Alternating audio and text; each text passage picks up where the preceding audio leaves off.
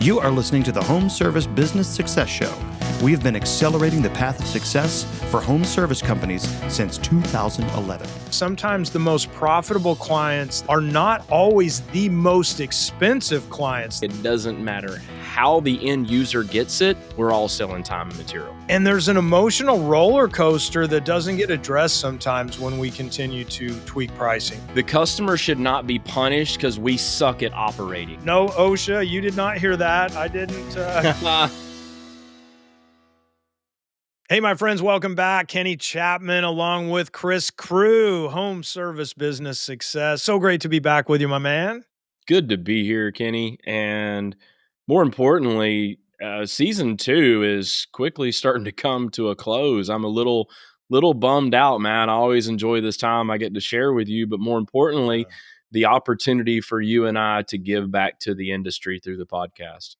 It is just such an honor and such a joy, and something we don't take lightly, ladies and gentlemen.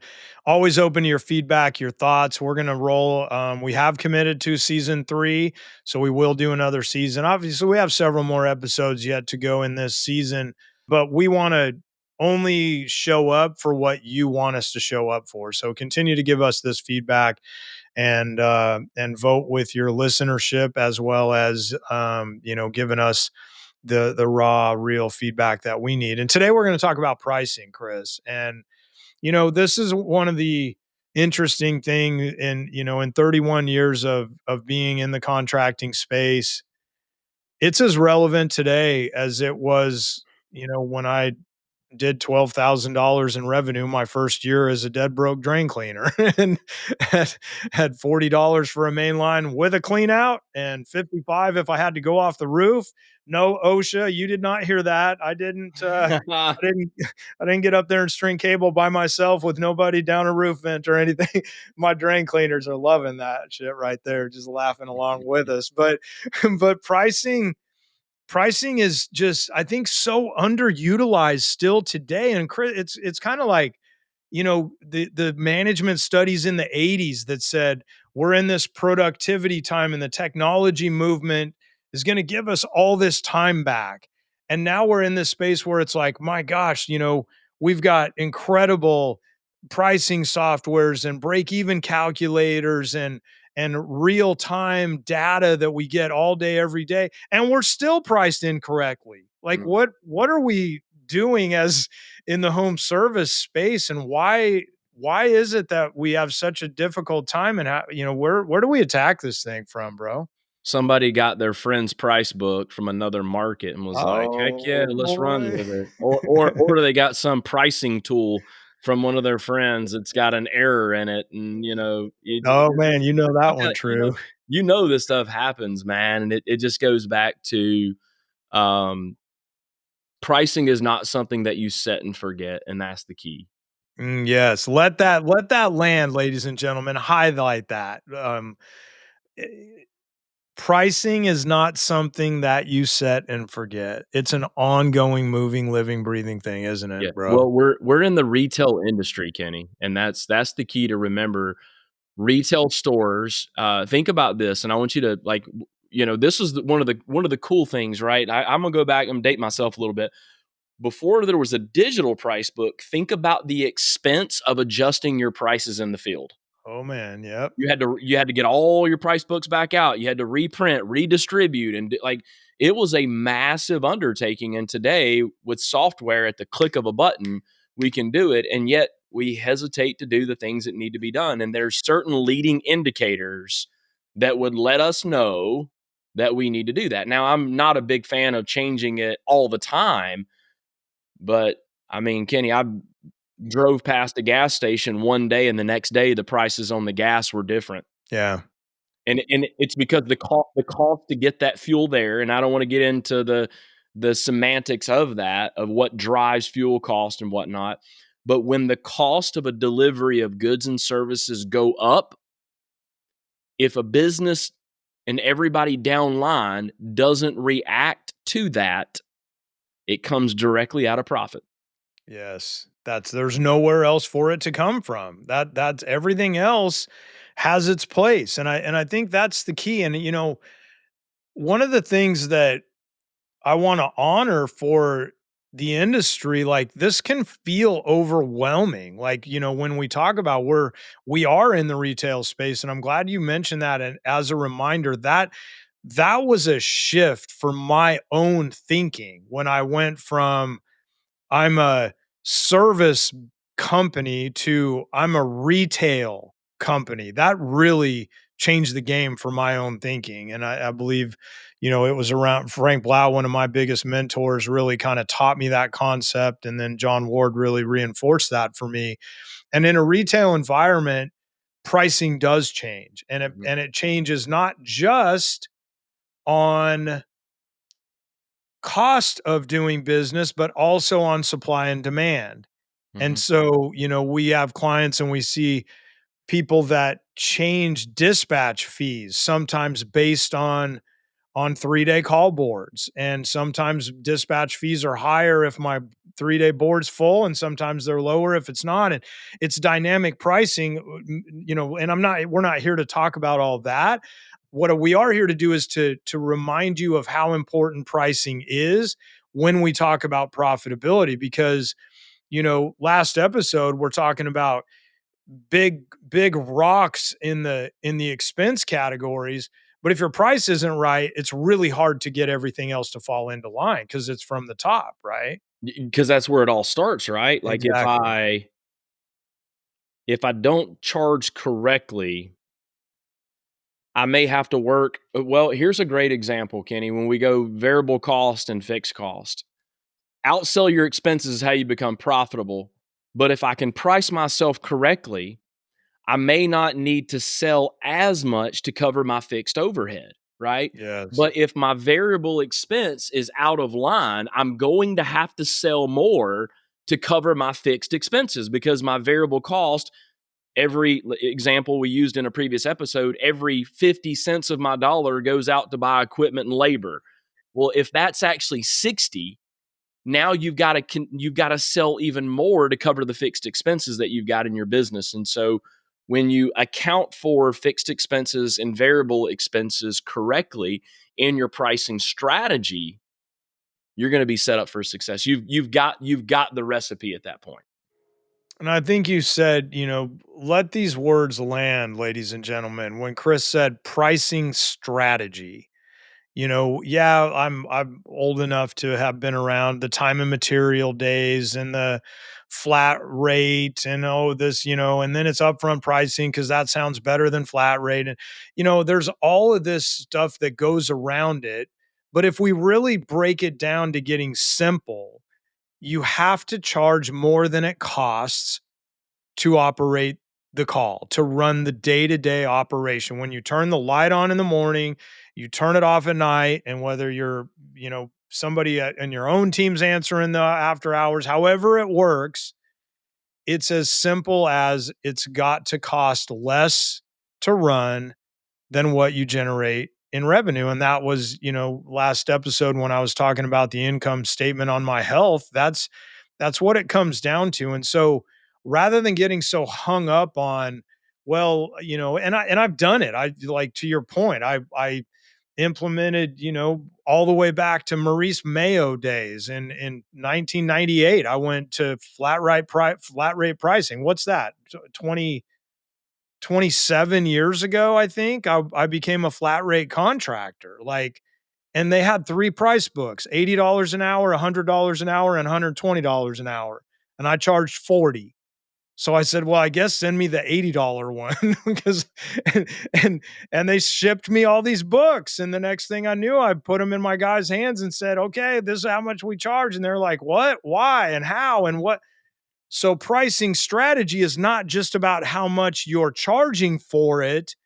There's a lot of things that come down the river from that, Chris, in order to, I like to set a price. Now, how I go about getting that price and making that price look as low as possible to where if a Ford Ranger, let's say the truck I drove in the military, a Ford Ranger was $150,000, I would go, wow, that's a very expensive truck. And if I said, hey, a brand new McLaren was 150 grand, I'd go, that's a pretty damn good value. I might spring on that. So I'm trying to find the price perception as well, because I know I can't change my price. It's got to be what it's got to be. I've got to charge a McLaren price. I can't deliver a Ford Ranger experience. Yeah, that is so key. I'm just gonna back up for a minute because there's so much going on here with that. I want to just go on the record, Kenny, and say it very simply. At the end of the day, it doesn't matter how the end user gets it. We're all selling time and material. Yep. Period. It's just all in how we bundle it, and that's the thing. When you package time and material coupled with the experience that your company generates, you can charge more for that because there is a cost associated with delivering that experience. Yeah. If it's a really crappy experience, now you get man, those people charge way too They much charge money. too much. That's the Yep. reason why you get that, is because the experience, and remember this, you may be bucketed with a previous experience of a quote, another contractor. And if we all look the same, say the same things, and do the same things, they can only judge us by one thing and one thing alone, and that is our price. That's So if right. you want to, if you want to race to the bottom, create a really shitty experience. Yeah. There you go. And put on your running shoes, because There you go.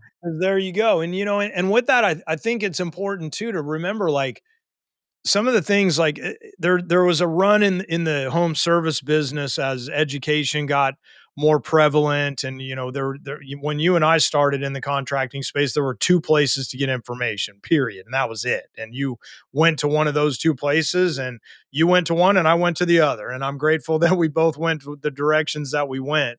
Because now we have both perspectives in the Blue Collar Success Group, as For well sure. as all of our team of coaches that have their own unique journeys. But somewhere along the line, we outpriced our obligation of efficiency. And I think that, because we got so good at creating, and I say this I'll put us in air quotes, as the progressive industry got so good at creating a memorable and an epic experience, that we could just raise prices. And now many markets, there's a ceiling now that the consumer is feeling. And certainly as consumer confidence drops, so does their perception of that ceiling. And so, Chris, what's interesting to me is sometimes the most profitable clients that we see are not always the most expensive clients that we have. And Mm-mm. I think it's important for everybody to hear that and remember that you know, they're priced up there, no doubt. They're going to be one of the more expensive contractors in their market for sure, but they're very efficient, and they're very succinct, and they're very well trained, and one part of the business speaks to the other part, and it's congruent, and they operate on a selling system that runs through the entire business, and it's like a relay race handing off things. And so, yeah, you can charge a lot of money and be profitable. You said it before. It's a short-term strategy if you cut costs. It's a short-term strategy to just raise price without it being a part of your overall strategy. Mm. But I think we'd be amiss if we don't also call out as many income statements as we see in billable hour efficiencies across the industries, that it doesn't mean just charge a ton of dough and you're off the hook about being efficient.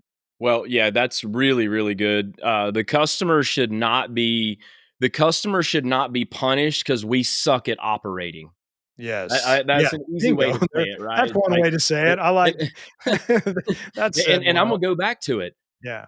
When we're calculating our billable hour, what we need to charge to cover our cost of operating a business, one of the things that we factor in is, because we're all selling the time, I can only have a certain amount of time that I can cover these costs. And I go, well, we're not really that efficient. And the less efficient that I am, the more I have to charge. Yes. Yes, yes, yes. Opposite side of the fence. The more efficient that we are, the more profitable we can become. And more Mhm. importantly, the less I need to charge. I say this all the time at Blue Collar. I don't charge our prices based on our competitors. I don't set our prices based on our competitors. I based it based on our business model, our objectives. And I know we're not the most expensive. I know that. And I could simply go, well, they charge it. Let's just go charge that. Why not? We don't need to do that, right? We don't need to do that. And that goes back to businesses understanding their cost of operations. When you understand Yes. your true cost of operations, then you charge accordingly as it relates to that. Yeah, and I think it's important, that we remember the psychology of the self-esteem of the marketplace. And I know for me personally, it was very difficult to get priced correctly because I had to charge so much more than I was comfortable with. Mm, And I see it still to this day. And I think that, you know, what sometimes we forget too is that even though I can get comfortable with it, now I've got to make sure that I can teach and train my team to get comfortable with it because we spend all this time and energy and effort on running our break even calculators and getting our numbers exactly right, and then we go, okay, to your point, I can update a price book in the stroke of a keyboard now rather than collecting the books and, well, I don't want to pay the flat rate company to print them again, or I don't want to print them out of my own software, so I'll use some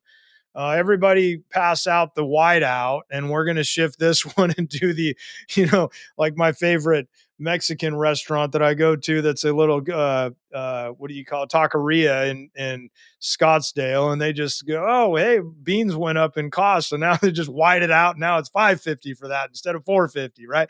And, so I think though, as easy as it is to change pricing now, Chris, it's also easy to get too far out ahead of our team. mm, And the next thing you know, you're just rolling. Oh, by the way, water heaters went up this week. Well, why? Because they cost more, guys. Everybody and everything's costing more. Just make sure you tell your customer and there's an emotional roller coaster that doesn't get addressed sometimes when we yeah. continue to tweak pricing, isn't there? Yeah, and that goes back to what I call price integrity a little bit. And I'm gonna get off. I'll get off subject and then I'll circle back to it. But having price integrity Mm, is important not only for the marketplace. It'll do wonders for your team. It'll do yes. wonders for your team because when I use the word price integrity, that means that everybody is getting charged the same price, right? So how can that happen, Chris? Not allowing our field reps to just be the Wild West and how they want to Yeah. discount based on what they do. And I'm just not a fan of it, Kenny. I like if one technician needs the commission to pay his mortgage Yep. more than the other one, he's going to do or she's going to do Yep. whatever they got to do Yep. within ethics, right? I'll just discount this thing right down. Well, Yep. and then across town, another customer's paying book price. And I just got to tell you, Kenny, I'm not okay with it. And I'm not, listen, you can disagree with Chris all you Yeah, want. that's fine. Yeah. You can disagree with me, but I'm just not okay with it. So now what you've created is you've created a culture around your pricing.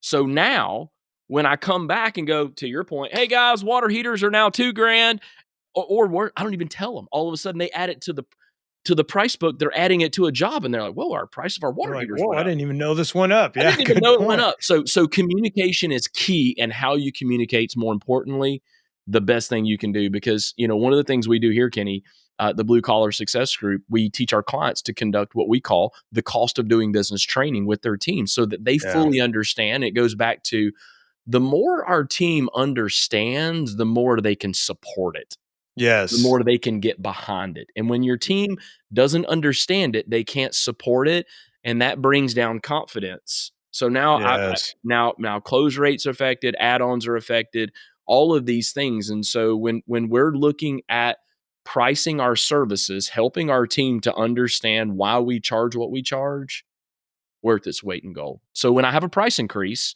hey team, just so you guys are aware, supplier just told us as of June the 1st, our cost of XYZ is going to be going up. So we will be raising our prices. So watch this, Kenny. So now when I'm in the home, I can say to a customer who's gonna think about getting a new water heater, I would say, Kenny, I don't want you to feel like I'm trying to pressure you at all, but I do know this. My office just told me that on June the 1st, our cost of these water heaters are going up. We've already been notified by our supplier. And so if you wait till after June the 1st, you're going to pay more for this. I'm not trying to pressure the customer. And That's by the right. way, I hear that happen a lot in the industry, and it is a beautiful sales tactic. So now your team is being equipped with ammunition that creates a sense of urgency to buy, as long as it's truthful. It's truthful. And I'm going to put that bow on this episode of where price integrity, as you mentioned, Chris, like that's really what it comes down to. And we can look, integrity is an interesting one because I can look at it and say, well, wait a minute, I'm charging a lot of money.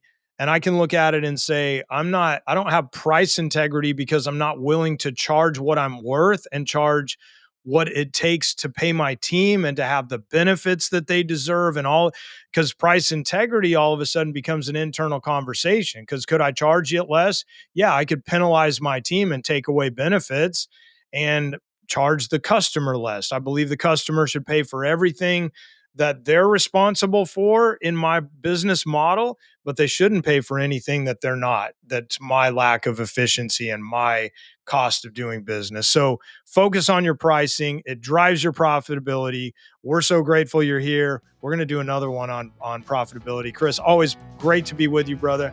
Absolute pleasure. See you all very soon. Thank you all. See ya.